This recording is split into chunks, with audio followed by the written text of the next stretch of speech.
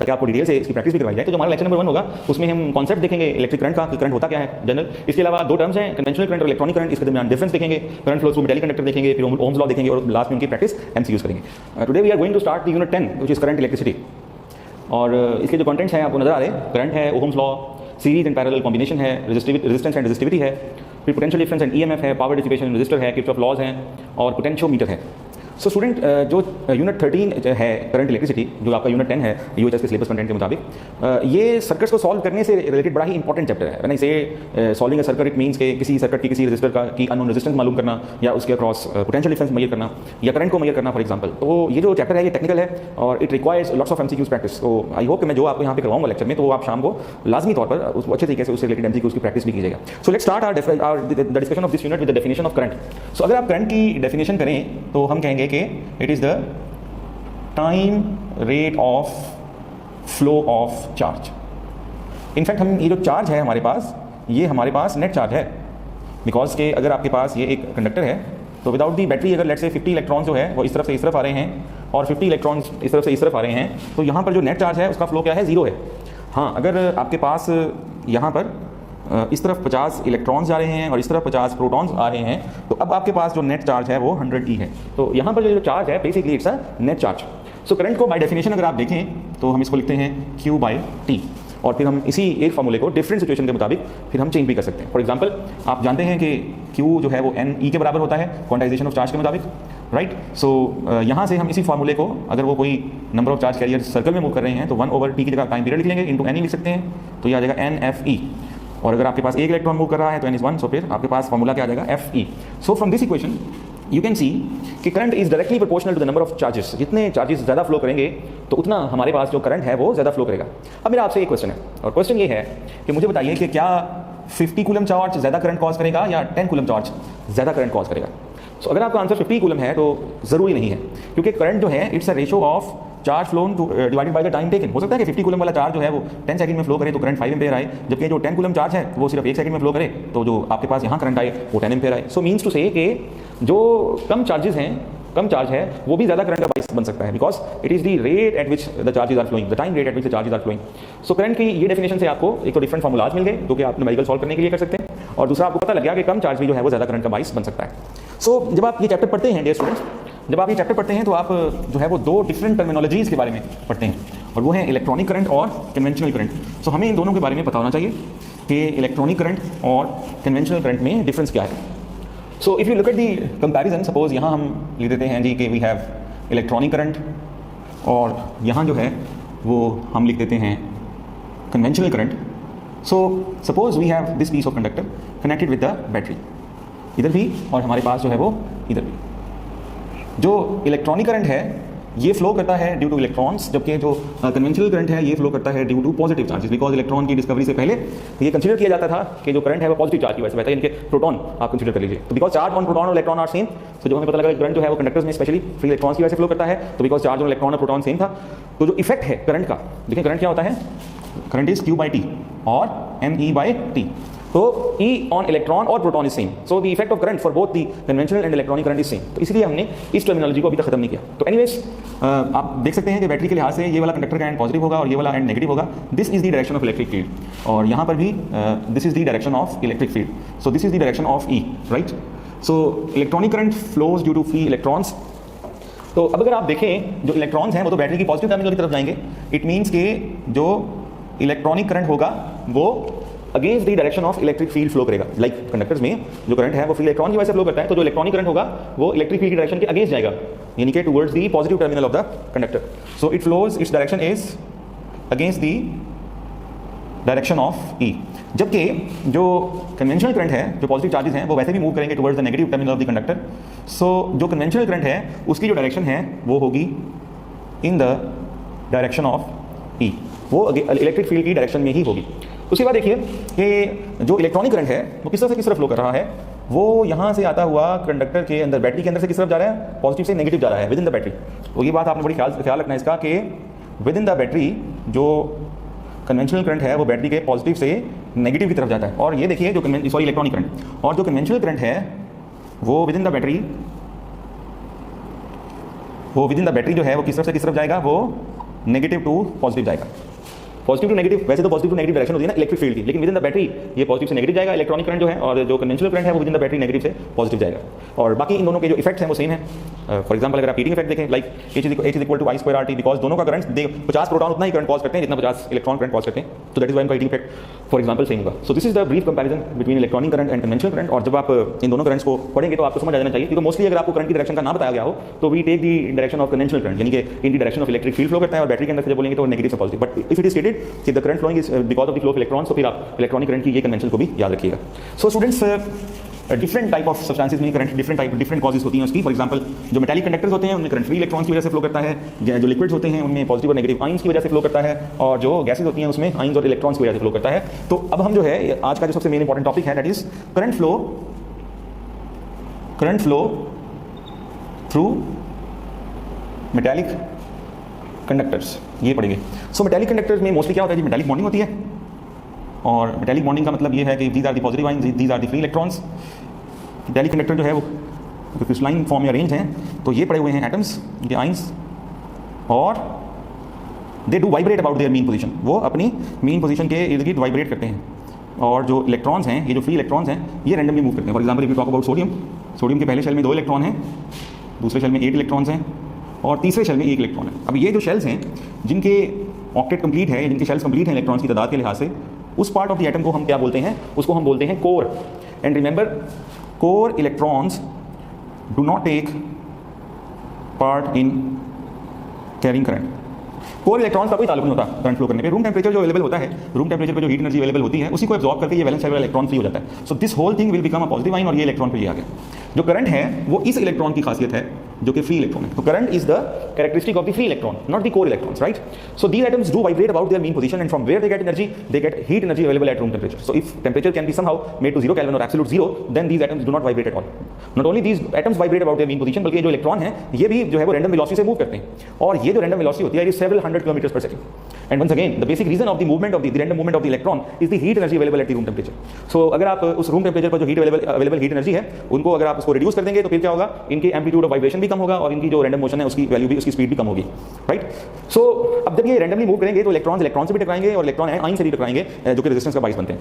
अब हम देखते हैं कि we have this is the conductor जिसमें इलेक्ट्रॉन जो है वो रैंडमली मूव कर रहे हैं, इलेक्ट्रॉन्स रैंडम मूव कर रहे हैं, जैसा कि मैंने बताया, they get the kinetic energy available from the heat available heat at the room temperature. अब इस वक्त कंडक्टर जो कि जहाँ पर कोई भी सोर्स ऑफ ईएमएफ नहीं लगा हुआ, तो इस वक्त जो नेट करंट है यार 0, यहाँ पे नेट करंट जो है वो 0 है। तो यहाँ पे नेट करंट क्यों 0 है? अगर हम करंट को इस तरह डिफाइन करते हैं कि it is the rate of flow of charge, तो फ्लो ऑफ चार्ज तो हो रहा है टाइम के लिहाज से, तो नेट करंट इसलिए 0 है कि यहाँ पे नेट फ्लो ऑफ चार्ज नहीं है। यानी कि अगर 50 इलेक्ट्रॉन जो है वो आप इस तरफ से इस तरफ मूव कर रहे हैं, और 50 इलेक्ट्रॉन इस तरफ से इस तरफ मूव कर रहे हैं, तो नेट फ्लो तो 0 हो गया, जैसा कि मैंने आपको शुरू में बताया था। सो इसीलिए जब तक आप कंडक्टर के अक्रॉस कोई सोर्स ऑफ ईएमएफ नहीं जो है वो कनेक्ट करेंगे, सोर्स ऑफ ईएमएफ आपको पता है जो कोई भी नॉन इलेक्ट्रिकल एनर्जी को इलेक्ट्रिकल एनर्जी में कन्वर्ट कर दे, उसको हम सोर्स ऑफ ईएमएफ बोलते हैं। फॉर एग्जांपल यहाँ पर जो हमारा सोर्स ऑफ ईएमएफ है that is the battery, right? Battery है, तो बैटरी क्या करती है? बैटरी अपनी केमिकल एनर्जी को कन्वर्ट करती है किसमें? इलेक्ट्रिकल एनर्जी में। सो जैसे ही आप ये बैटरी लगाते हैं तो ये बैटरी के क्या क्या काम होते हैं, बैटरी क्या करती है? तो सबसे पहले बैटरी क्या करती है? It creates the potential difference across the ends of the conductor. Conductor के दो ends के across it will create a potential difference and hence the electric field. ये जो इलेक्ट्रिक फील्ड होती है ये इनसाइड द कंडक्टर मौजूद होती है एट एवरी पॉइंट, और ये parallel to the length of the conductor होती है। अब जो बैटरी के लगाने से ना सिर्फ ये पोटेंशियल डिफरेंस क्रिएट होता है, देखें अगर आपके पास ये 2 रिजर्वायर्स ऑफ वाटर हैं and there is a potential difference, एक पानी से बिल्कुल भरा हुआ है और दूसरा पानी से बिल्कुल खाली है, तो वाटर विल फ्लो, और ये तब तक फ्लो करेगा जब तक दोनों के लिए पानी का लेवल बराबर नहीं हो जाता। सो उसके बाद तो ये फ्लो रुक जाएगा। तो बैटरी का काम क्या होता है? बैटरी ना सिर्फ क्रिएट करती है potential difference, but it maintains the potential difference across the ends of the conductor. ये ना सिर्फ पोटेंशियल डिफरेंस क्रिएट करती है बल्कि मेंटेन भी करती है। उसकी वजह से ये जो इलेक्ट्रॉन्स हैं, क्या उनकी जो रैंडम मोशन है वो खत्म हो जाती है? अब देखिए, अगर आपने रैंडम मोशन को खत्म करना है तो जो कॉज है रैंडम मोशन की, आपको उसको खत्म करना पड़ेगा, और जो कॉज है वो है heat energy available at room temperature, जिसको एब्जॉर्ब करके एटम्स भी अपनी मीन पोजीशन के वाइब्रेट करते हैं और इलेक्ट्रॉन भी रैंडमली जो है वो मूव करते हैं। तो ये जो इलेक्ट्रॉन्स रैंडमली मूव कर रहे हैं, इनकी जो कॉज है वो हीट एनर्जी है। जब तक आप हीट एनर्जी को खत्म नहीं करेंगे तो रैंडम मोशन खत्म नहीं हो सकती। सो बैटरी क्या करती है? It adds another directed motion to already present random motion. Random motion के साथ साथ ये एक डायरेक्टेड मोशन जो है उसको कॉज करती है, जो कि अगेंस्ट इलेक्ट्रिक फील्ड ई होती। अब ये कैसे हो सकता है? तो थोड़ी सी डेंजरस एग्जांपल है, जरा गौर से सुनिएगा, ख्याल से सुनिएगा। फॉर एग्जांपल फर्स्ट कीजिए हालात बहुत अच्छे हो गए हैं और आप क्लास में बैठ गए हैं और 100 स्टूडेंट की क्लास है और मुझे इतना मिलती है कि उस क्लास में विदिन 10 सेकंड खुदा ना खासा कोई बम ब्लास्ट होने वाला है। तो आप क्या करेंगे? फॉर एग्जांपल एक ही दरवाजा है तो क्या करेंगे? आप ये कहेंगे कि लाइन बनाने बाहर जाना है? नहीं, हर कोई स्टूडेंट बाहर जाना चाहेगा, हर किसी का दरवाजे की तरफ होगा, लेकिन वो टकराएगा भी सही, आपस में भी टकराएंगे और दरवाजे की तरफ भी जाएंगे। तो आपका आपस में जो टकराना है वो है रैंडम मोशन और जो दरवाजे की तरफ जाना है वो है ड्रिफ्ट मोशन। आप एक खास ड्रिफ्ट वेलोसिटी से दरवाजे की तरफ जाएंगे और इलेक्ट्रॉन भी against the direction of the electric field, against the direction of electric field move करेंगे with the velocity called drift velocity. और ये जो ड्रिफ्ट वेलोसिटी है इसकी डायरेक्शन इलेक्ट्रिक फील्ड की डायरेक्शन के अगेंस्ट होती है if the current is electronic current. हम पहले ही पढ़ चुके हैं, अगर कन्वेंशनल करंट है तो फिर ड्रिफ्ट वेलोसिटी की जो डायरेक्शन है वो इलेक्ट्रिक फील्ड की डायरेक्शन में होगी। तो बैटरी का काम क्या है? बैटरी का काम समझने के लिए मैं आपको एक और एग्जांपल देता हूं। Suppose we have a boy playing this game, ये वो एक बॉल यहां रखता है और बॉल रोल करते हुए नीचे आ जाती है। तो अगर आप चाहते हैं कि ये सिलसिला चलता रहे तो बच्चे को क्या करना पड़ेगा? इसको बॉल को यहाँ से उठा के दोबारा ऊपर लेके जाना पड़ेगा, यानी कि from low potential to high potential दोबारा करना पड़ेगा। सो बैटरी जो है वो जो इलेक्ट्रॉन बैटरी से गुजरता है, सो battery provides the electrons energy. कैसे देखें? ये इलेक्ट्रॉन अगर यहाँ पर एक फ्लो करके आ गया तो ये इलेक्ट्रॉन यहाँ से यहाँ खुद नहीं जा सकता, बिकॉज ये भी तो नेगेटिव एंड है ना। तो battery will do work at the cost of its chemical energy, right. तो बैटरी भी यही काम करती है जो यहाँ पर ये बंदा कर रहा है। सो अगर आप मुझसे पूछें कि सर ये जो बैटरी है क्या ये फ्री इलेक्ट्रॉन्स प्रोवाइड करती है? तो remember battery is not the bank of electrons. Battery कोई इलेक्ट्रॉन्स का बैंक नहीं है, फ्री इलेक्ट्रॉन का। Battery electrons free electron provide नहीं करती। अगर ऐसा होता तो फिर तो इंसुलेटर में भी करंट फ्लो करता। इंसुलेटर में करंट फ्लो क्यों नहीं करता? बिकॉज इंसुलेटर में फ्री इलेक्ट्रॉन नहीं होते। तो remember battery is not the bank of free electrons. Battery provides potential difference, it creates potential difference, it maintains the potential difference flowing across the ends of the conductor to already present free electrons. Conductor में free electron present होते हैं तो battery उनको potential difference provide करती है, right. सो ये जो drift velocity है, ये drift velocity is directly proportional to the electric field. जितना ज़्यादा स्ट्रॉन्ग इलेक्ट्रिक फील्ड होगी उतना ही ड्रिफ्ट वेलोसिटी ज़्यादा होगी। और आप जानते हैं कि according to V is equal to ED, this electric field depends upon the potential difference applied. आपकी जो बुक है उसमें 13 चैप्टर का अगले पहला या दूसरा शॉर्ट क्वेश्चन भी है कि अगर आप पोटेंशियल डिफरेंस बढ़ा देंगे तो ड्रिफ्ट वेलोसिटी पे क्या फर्क पड़ेगा। तो अगर आप पोटेंशियल डिफरेंस बढ़ाएंगे तो इलेक्ट्रिक फील्ड स्ट्रॉन्ग होगी और इलेक्ट्रिक फील्ड स्ट्रॉन्ग होगी तो ड्रिफ्ट वेलोसिटी भी इंक्रीज होगी।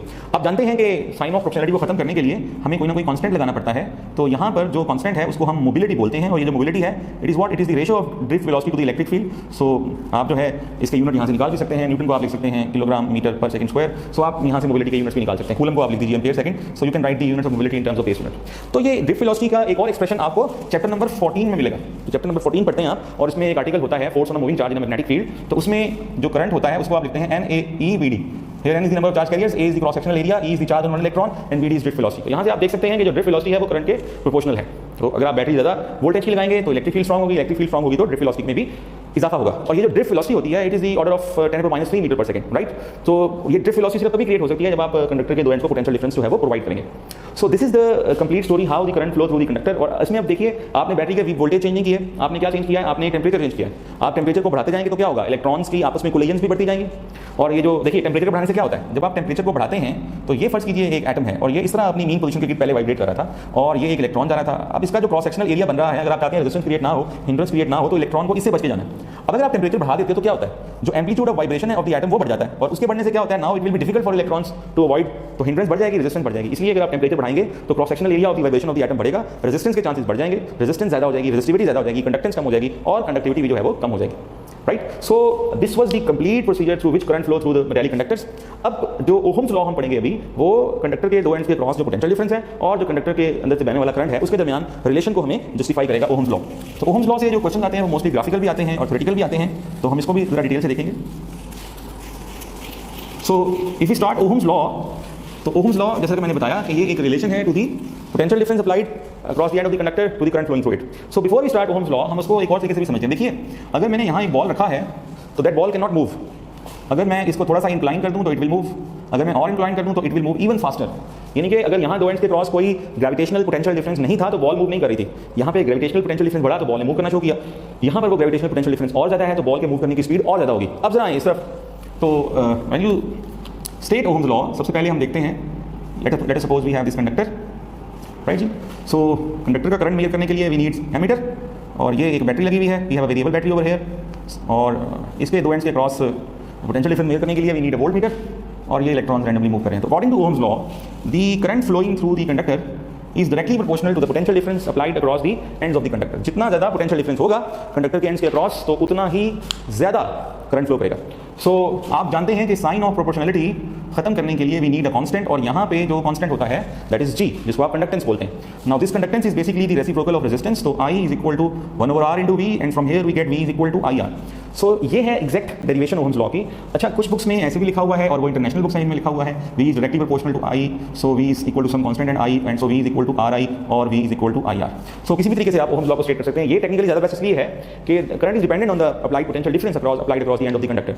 सो अगर आप चाहते हैं कि V जो है वो अगर आप ग्राफ ड्रॉ करें तो हमारे पास V किस तरफ आता है, हमारे पास V अलॉन्ग एक्स एक्सिस आना चाहिए और करंट अलॉन्ग वाई एक्सिस आना चाहिए। तो अगर हम V और I के दरमियान जो है एक ग्राफ ड्रॉ करेंगे तो it will be a straight line, अगर वो सब्सटेंस जो है वो ओमिक सब्सटेंस है। ओमिक सब्सटेंस क्या होता है जी, जो कि V और I के दरमियान दी स्ट्रेट लाइन प्रोपोर्शनलिटी को डिफाइन करता है। और अगर आप दो पॉइंट्स के दरमियान में स्लोप लेंगे, इधर डेल्टा V I है या इधर डेल्टा V है, so this delta I over delta V is equal to 1/r, यहाँ से आप लेते हैं delta V is equal to IR, right, V is equal to IR आप कहते हैं ना। So this the slope of this graph is equal to 1/r, that is called conductance या रेसिप्रोकल ऑफ रेजिस्टेंस। अब फर्ज कीजिए कि आपके पास दो ग्राफ हैं, दिस इज 1, दिस इज 2, और मैं कहता हूं कि ये जो दो ग्राफ हैं इन दोनों में से रेजिस्टेंस किसकी ज़्यादा है। आपके पास रेजिस्टेंस तो कांस्टेंट है, भाई कांस्टेंट तो है। फॉर एग्जांपल ये मेरे पास दो डिफरेंट जो है वो कंडक्टर्स हैं, एक की रेजिस्टेंस लेट से 50 ओम है, एक की 100 ओम है, दोनों ही कांस्टेंट है। मुझे ग्राफ से कैसे पता लगेगा कि किसकी रेजिस्टेंस जो है वो ज़्यादा है। So from here you can see that R is equal to V over I। तो जो ग्राफ करंट्स एक्सिस से ज़्यादा अवे है या जो पोटेंशियल डिफरेंस की तरफ टिल्टेड है, यानी कि ये वाला जो ग्राफ है 2, इसकी जो रेजिस्टेंस है वो क्या होना चाहिए, ज़्यादा होनी चाहिए। तो यहाँ लिखूंगा R2 is greater than R1, right. So यहाँ से बहुत ज़्यादा क्वेश्चन ग्राफिकली पूछे जा सकते हैं और इससे रिलेटेड आपसे जो है वो क्वेश्चन पूछे जा सकते हैं। अब ये जो ओम्स लॉ के अंदर जो रेजिस्टर इस्तेमाल होता है ना, इसको जिसको हम बोलते हैं ओमिक रेजिस्टेंस। ये जो ओमिक रेजिस्टेंस होती है ये कांस्टेंट रहेगी अगर आपकी physical state of the conductor constant रहती है, physical state such as temperature, pressure et cetera. So that is why we state Ohm's law as that current flowing through a conductor is directly proportional to the potential difference applied across the end of the conductor provided that the physical state such as temperature, pressure remains constant. So आइए देखते हैं कि एक ohmic resistance में और एक non ohmic resistance में क्या फर्क है, क्योंकि जो ओमिक रेजिस्टेंस है उसकी वजह से ओम्स लॉ कंडक्टर ओबे करेगा, अदरवाइज जो भी मटेरियल होगा वो ओम्स लॉ को ओबे नहीं करेगा। सो आइए देखते हैं कि एक ओमिक रेजिस्टेंस कैसी होती है। देखें, अगर आपके पास ये एक रेजिस्टर की रेजिस्टेंस है और इसकी जो रेजिस्टेंस है वो लेट से 50 ओम है, तो ये रेजिस्टेंस 50 ओम ही रहेगी। आप बैटरी की पोलैरिटी को ऐसे कर दें या बैटरी की पोलैरिटी को रिवर्स कर दें, ये 50 ओम ही रहेगी, यानी कि it does not depend upon polarity, it does not depend upon polarity. फिर बैटरी जो है अगर 50 वोल्ट की है तो जो रेजिस्टेंस है वो 50 ओम है, बैटरी अगर 100 वोल्ट की भी हो जाएगी तो रेजिस्टेंस जो है वो फिर भी 50 ओम ही रहेगी, प्रोवाइडेड के टेंपरेचर जो है वो क्या रहेगी, कांस्टेंट रहे। मींस टू से कि इसकी जो वैल्यू है ओमिक रेजिस्टेंस की ये चेंज नहीं होती with the change in the potential difference, उसकी वैल्यू अगर चेंज हुए उससे भी ये चेंज होती है। जबकि जो नॉन ओमिक रेजिस्टेंस है, फॉर एग्जांपल अगर हम डायोड की रेजिस्टेंस की बात करें, डायोड की रेजिस्टेंस के लिए ग्राफ कैसे बनता है जी, ये फॉरवर्ड बायस के लिए और ये रिवर्स बायस के लिए। अब देखिए इसमें जो प्रोपोर्शनलिटी है वो स्ट्रेट लाइन नहीं है, तो यहाँ पर जो रेजिस्टेंस है वो कांस्टेंट बिल्कुल भी नहीं है। That is why we say that diode is non ohmic substance. So होता क्या है, डायोड की जो रेजिस्टेंस है वो डिपेंड करती है बैटरी की पोलैरिटी पे। फॉरवर्ड बायस करेंगे तो रेजिस्टेंस जो है वो फ्यू ओम्स होगी, और अगर आप इसको लेट्स से कि अगर आप उसको रिवर्स बायस करते हैं तो जो रेजिस्टेंस है वो ज़्यादा हो जाएगी। और इसके अलावा अगर फॉरवर्ड बायस किया है आपने और वोल्टेज कम है तो करंट बिल्कुल ही फ्लो कर रहा है, रेजिस्टेंस ज़्यादा है, अगर आपका वोल्टेज एक खास जो है वो वोल्टेज से पोटेंशियल बैरियर से ज़्यादा है तो फिर करंट फ्लो करेगा। इसका मतलब ये हुआ कि ना सिर्फ नॉन ओमिक रेजिस्टेंस बैटरी की पोलैरिटी पर डिपेंड करेगी, बल्कि it will also depend upon the amount of potential difference applied to the non ohmic resistance. तो एक्चुअली जो ओम्स लॉ की एक आप कह लें कि एक उसका लिमिटेशन है वो है भी यही कि it is only applied on the metallic conductors at low temperature. और वो लो टेंपरेचर की रीजन क्या है कि अगर टेंपरेचर हाई होगा तो जो है heating effect of the current आपने पढ़ा हुआ है, अगर टेंपरेचर हाई होगा तो रेजिस्टेंस बढ़ जाएगी, रेजिस्टेंस बढ़ जाएगी तो इसका मतलब है कि हीट लॉस भी जो है वो बढ़ जाएगा। सो इसलिए हम कहते हैं कि provided that the physical state of the system remains constant. For example देखिए, जब आप फिलामेंट ऑफ द बल्ब की बात करते हैं तो शुरू में तो ओम्स लॉ ओबे होता है। ओम्स लॉ किसी भी कंडक्टर के लिए 100% ओबे करना overall the range of temperature मुश्किल होता है। जैसे टेंपरेचर चेंज होगा तो रेजिस्टेंस चेंज हो जाएगी, और अगर रेजिस्टेंस चेंज होगी तो we will not obtain this straight line proportionality. For example देखिए, स्टार्ट में तो ठीक है करंट फ्लो करता रहा तो हमारे दरमियान जो V और I के दरमियान स्ट्रेट लाइन ग्राफ बन गया। अब जब कंडक्टर हीट अप हो गया और उसकी रेजिस्टेंस बढ़ गई, तो अगर रेजिस्टेंस बढ़ गई, कंडक्टर हीट अप हो गया तो उसका टेंपरेचर बढ़ गया, टेंपरेचर बढ़ने से रेजिस्टेंस बढ़ गई, और रेजिस्टेंस बढ़ने का मतलब है कि करंट कम हो गया। तो करंट का जो पैटर्न था बढ़ने का वो ये था, तो एक उसमें डिप आ जाएगी, राइट। और इस पोर्शन के लिए resistance is not constant. For example अगर आपके पास V और I के दरमियान ये ग्राफ बनता है तो इतने पोर्शन के लिए तो ये ओमिक है बिकॉज स्ट्रेट लाइन प्रोपोर्शनलिटी है, यहाँ पर भी ये क्या हो जाएगा, नॉन ओमिक हो जाएगा, right. So the substances that obey Ohm's law उनको ओमिक कहते हैं, और उनकी निशानी ये है कि we get the straight line proportionality between voltage and current. और जो नॉन ओमिक होते हैं उसमें हमें वो स्ट्रेट लाइन प्रोपोर्शनलिटी मिलने को देखने को नहीं मिलती, बिकॉज उनके केस में जो रेजिस्टेंस है वो कांस्टेंट नहीं होती, रेजिस्टेंस डायनामिक होती है, वो रेजिस्टेंस जो है वो चेंज होती रहती है। सो that's it for today's lecture. हमने जो है वो आज करंट की डेफिनेशन को देखा, इसके अलावा current flow through metallic conductor को देखा, और फिर हमने ओम्स लॉ को देखा है। सो अब हम कुछ MCQs की प्रैक्टिस करेंगे रिलेटेड टू दीज टॉपिक्स। और फॉर एग्जांपल पहला क्वेश्चन देखिए, the first question is the current in a component is reduced uniformly from 100 milliampere to 20 milliampere. जो इनिशियल करंट था वो कितना था जी, 100 मिली एम्पेयर, और जो फाइनल करंट था वो कितना था जी, वो था 20 मिली एम्पेयर, राइट। और over a period of 8 second, जो इसमें टाइम लगा वो कितना लगा, टाइम लगा 8 second. So what is the charge that flows during this time, तो हमने चार्ज मालूम करना है। तो देखिए I is equal to Q by T होता है, लेकिन यहाँ पर ये जो करंट होता है, this current is a constant current, तो अगर कांस्टेंट नहीं है तो हम इसकी एवरेज लेते हैं। कांस्टेंट करंट से याद आया दो चीज़ें एक बार जो अपने पास लिख लीजिए, DC is scalar but AC is phasors and phasors just behave like vectors. इस लाइन को लिख लीजिए, समझ आएगी आपको जब हम अल्टरनेटिंग करंट पढ़ेंगे। डीसी जो है वो स्केलर होता है, राइट। तो अब जरा बैक टू दी एमसीक्यू। तो अगर करंट यहाँ पे कांस्टेंट नहीं है तो फिर क्या करें, हम ये जो करंट है इसकी एवरेज वैल्यू ले लेंगे। तो यहाँ पर जो करंट लिखा जाएगा वो क्या होगा, आई प्लस IF डिवाइडेड बाई 2, यानी कि 100 प्लस 20 डिवाइडेड बाई 2, तो ये आ जाएगा 60 मिली एम्पेयर करंट। सो अगर आप क्यू निकालना चाहें तो वो IT आ जाएगा, तो दैट इज 60 मिली एम्पेयर, और टाइम कितना है 8 सेकंड, तो ये कितना आ जाएगा 480 milli coulomb, because ampere into second is coulomb. So the correct option for this question will be option C, 480 milli coulomb. तो इसमें आपने क्या टेक्निक सीखी कि यहाँ पे जो करंट है वो कांस्टेंट होना चाहिए। अगर करंट कांस्टेंट नहीं होगा तो फिर अगर करंट वेरी कर रहा होगा तो हम उसकी क्या ले लेंगे, हम उसकी एवरेज ले लेंगे, राइट। तो नेक्स्ट क्वेश्चन देखिए अबाउट करंट। हम एक नेक्स्ट क्वेश्चन और देखते हैं। Now the question is, in a discharge tube, the number of hydrogen ions drifting across sections per second. ये N/T दिया हुआ है आपको। N/T कितना दिया हुआ है जी, 1.2 into 10 raised to power 18. While the number of electrons in the opposite direction. अच्छा ये है पॉजिटिव चार्जेस मूव कर रहे हैं, और जो नेगेटिव चार्जेस मूव कर रहे हैं पर सेकंड वो कितने मूव कर रहे हैं, 2.8 into 10 power 8 पर सेकंड, राइट। सो हमने करंट मालूम करना है। अब देखें करंट क्या होता है, करंट होता है NE/T। तो अब क्योंकि एक तरफ जो है वो पॉजिटिव चार्ज इस तरफ से जा रहे हैं, नेगेटिव चार्ज इस तरफ से जा रहे हैं, लेक्चर के शुरू में मैंने बताया था कि ये दोनों ऐड अप होंगे, तो ये जो N/T टोटल आ जाएगा ये दोनों को ऐड अप करके मिलेगा, और वो मिलेगा 4 into 10 raised power 8। जबकि E जो कि चार्ज ऑन इलेक्ट्रॉन या हाइड्रोजन आयन होता है, इनके प्रोटॉन वो ये होता है, तो ये आ जाएगा 6.4 into 10 minus 11, बल्कि ये 18 है, तो ये 18 इसका मतलब हो जाएगा ये -1 हो जाएगा, तो ये 0.64 एम्पेयर जो है वो करंट आ जाएगा। So alpha will be the right option. Next question देखिए, this question is also about current. Question क्या लिखा हुआ है जी, 62.5 into 10 raised to power 18 electrons per second, यानी कि N/T दिया हुआ है, N/T दिया हुआ है, और flowing through a wire of a cross sectional area 0.1 metre square, the value of the current. So once again I is equal to NE/T। तो N/T कितना दिया हुआ है, 62.5 into 10 power 18 multiply by electron पर चार्ज कितना दिया हुआ है, दिस वन। तो अगर आप इसको सॉल्व करेंगे, आपको पता है कि ये जो है ये रेसिप्रोकल है, 6.25 into 10 power 18 का अगर आप रेसिप्रोकल है तो वही आता है, तो सिर्फ 10 बाकी बच जाएगा, या आप इसको सॉल्व भी करें तो बाकी सिर्फ 10 बच जाएगा। So the answer will be equal to 10 ampere. एक और क्वेश्चन देखिए, if an electron revolves in the path of a circle of radius 0.5 into 10 - 10 metre at a frequency of 5 into 10 power 15 cycles per second, the electronic current. तो electron के लिए हमने formula पढ़ा हुआ है, वैसे क्या होता है, E/T होता है, तो 1/T को आप F लिख लें, फ्रीक्वेंसी इनटू इलेक्ट्रॉन, तो फ्रीक्वेंसी भी दी हुई है और चार्ज इलेक्ट्रॉन भी हमें पता है, दोनों को मल्टीप्लाई करेंगे तो you will get the option beta, that is 0.8 milliampere. So next question देखिए, next question is, when there is an electric current through a conducting wire along its length, then electric field must exist at every point inside the conductor and parallel to it. So C will be the option। ये हमने lecture में भी discuss किया था। एक और question देखिए, if 1.6 ampere of current flowing through a copper wire of cross sectional area 1 millimeter square, and if the free electron density in copper is 8 into 10 power 28 per meter cube, then the drift velocity will be, so I is equal to NaVd। this is electron density, number of charge carriers in unit volume, जो है वो total volume में। सो आपके पास यहाँ से जो drift velocity निकल आएगी वो आपके पास निकल आएगी I/NaE। So by putting all this value you will get the answer beta. एक और क्वेश्चन देखिए about Ohm's law. Ohm's law is true for metallic conductor at low temperature. आपको ये तो पता है कि ओम्स लॉ की लिमिटेशन है कि ये मेटालिक कंडक्टर पे एप्लीकेबल होता है, लेकिन ये लो टेंपरेचर पे भी होता है, क्योंकि टेंपरेचर हाई होगा तो फिर रेजिस्टेंस बढ़ेगी, जिसकी वजह से जो है वो रेजिस्टेंस चेंज हो जाएगी और ohms law will not be valid. Next question देखिएगा, for metallic wire the ratio V/I। तो V/I का जो रेशियो है वो R होता है, because V equal to IR, और ये रेशियो किस पे डिपेंड करता है, टेंपरेचर पे डिपेंड करता है। और कैसे डिपेंड करता है, टेंपरेचर बढ़ेगा तो रेजिस्टेंस भी बढ़ जाती है, तो रेशियो V/I भी इंक्रीज करेगा as the temperature rises. So that's it for today's lecture dear students. आज के लेक्चर में हमने current flow through metallic conductor और ओम्स लॉ को पढ़ा। कल का जो हमारा लेक्चर होगा वो सीरीज और पैरेलल कॉम्बिनेशन के बारे में होगा और रेजिस्टेंस और रेजिस्टिविटी के बारे में होगा। So until the next lecture, it's अल्लाह हाफिज़।